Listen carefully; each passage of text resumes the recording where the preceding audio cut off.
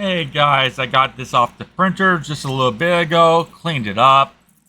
Yeah, my printers are not excellent, but yes, I cleaned him up and he bent pretty well. A little stiff in the beginning. I'll put the link in below to get his SD file.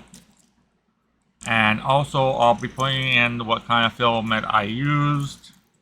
Currently printing with a different filament. Just that you know.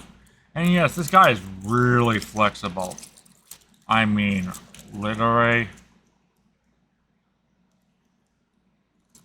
super flexible. He's got a lot of joints. I highly recommendation to print him and print him in blue because that's what the SD file looks like. He's called a sea dragon. He lives in the sea, so blue is the perfect way you should go.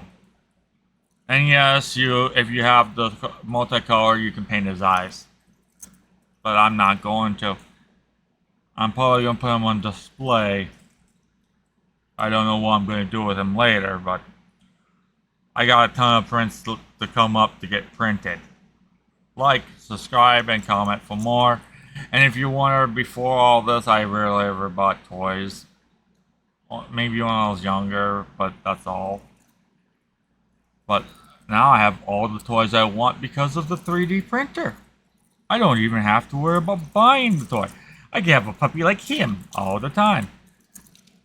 I can even print myself other things. And actually, I printed my mom something recently for a cord holder so her cords would not hit the floor.